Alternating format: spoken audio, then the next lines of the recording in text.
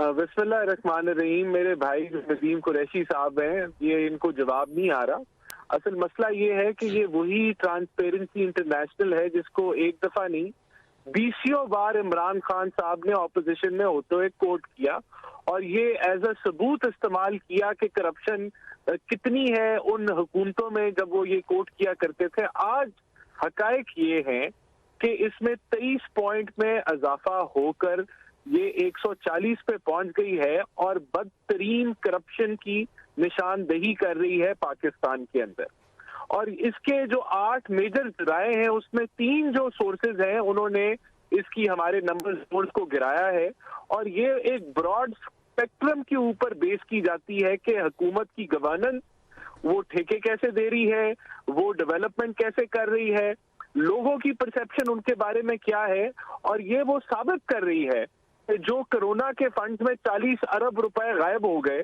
जिस तरीके से बिलियन ट्री सुनामी की गई, जिस तरीके से शुगर स्कैंडल, आटा स्कैंडल, एलएनजी का स्कैंडल और फर्नेस ऑयल को के माफियाज को जो है वो बेनिफिट दिया गया, और ओवरऑल ये बनी गाला की रेगुलराइजेशन और जो बुजदार हुकूमत की जो करप्शन के स्कैंडल्स जो जिस तरीके से ट्रांसफर हो रही है, पोस्टिंग हो रही है, तो ये और एक आम आदमी एक दफ्तर में जो रिश्वत के रेट उसको देने पड़ते हैं अपना बिजली का मीटर लगवाने के लिए या कोई भी काम देने के लिए, ये सब चीजों की गवाही है कि करप्शन बढ़ गई है और उस हुकूमत में बढ़ी है जो दावेदार थे करप्शन को साफ करने के लिए। और इन कंपैरिजन पीएमएलएन वो हुकूमत है जिसके अंदर ये इंडेक्स कम तरीन रही। तो इसकी क्रेडिबिलिटी को तो खुदारा आप चैलेंज मत करें, क्योंकि इमरान खान साहब खुद इस परसेप्शन इंडेक्स को इस्तेमाल करते रहे। लेकिन राना एहसान अफजल साहब, यहाँ पे ये भी सवाल बनता है कि करप्शन तो पहले भी थी, और जिस तरह शहबाज शरीफ के ऊपर टीटी के केसेस हैं, अरबों रुपया जो है वो लोगों के अकाउंट्स में आया जो उनके मुलाजिम थे, क्या उन केसों का डे बाई डे हिसाब नहीं होना चाहिए और जल्द अज जल्द केसों का फैसला हो, ताकि अगर तो उन्होंने कुछ नहीं किया तो बरी हो जाएंगे और अगर किया है तो फिर उसका भुगतना पड़ेगा? देखिए, बिल्कुल मैं एग्री करता हूँ और ये कुछ साबित नहीं कर सके इस हद तक के यूके की अदालतों ने उनको बरी कर दिया, क्लीन चिट दी, और इनके जो शहजाद अकबर जो प्रेस कॉन्फ्रेंस करते रहे, मीडिया ट्रायल करते रहे, कीचड़ उछालते रहे, उनको आखिरकार इस्तीफा दे के भागना पड़ा। देखिए, ये तो फिर एक बहुत ही मजाका खेज बात है अगर जो है वो बुज़दार साहब को टॉप अवार्ड मिला है। मैं समझता हूँ कि वर्स्ट परफॉर्मेंस है पंजाब में, और जब आप कंपैरिजन करें शहबाज साहब से तो फिर तो कोई परफॉर्मेंस नजर ही नहीं आती। यहाँ मैं देखें इनकी जितनी बातें नदीम साहब ने की, इनका रिस्पॉन्स में मैं ये इनके इल्जामात हैं जो ये साबित नहीं अभी कर सके, और शहजाद अकबर साहब की मैंने बात की, वो भी चले गए। अब आगे भी इन्होंने हर हरबा नैब के बाद एफआईए के बाद अब ये और कोई हरबे इस्तेमाल कर रहे हैं। हकीकत ये है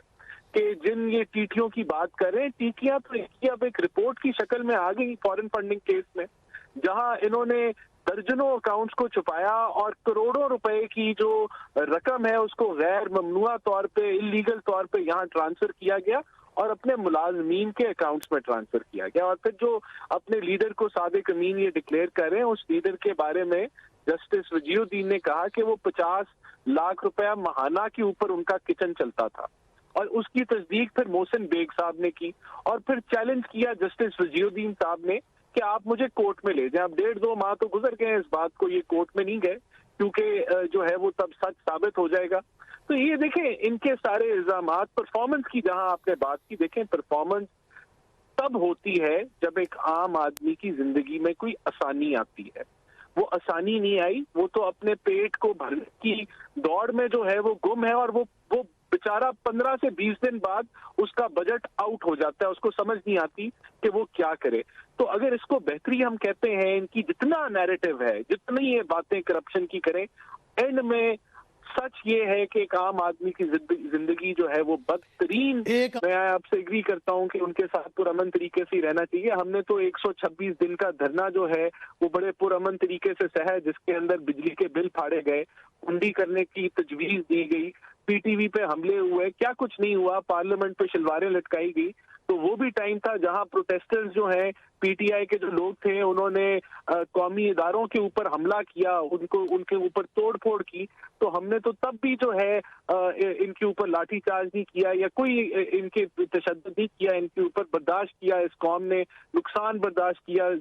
چائنیز پریزیڈنٹ کا دورہ ڈیلے ہوا، ہم نے یہ ساری ان کی حرکات کو جو ہے برداشت کیا۔ میں سمجھتا ہوں یہی توقع رکھنی چاہیے ہر حکومت سے کہ پیسفل پروٹیسٹ کو جو ہے اجازت دینی چاہیے، لیکن وہ پروٹیسٹ جو ہے وہ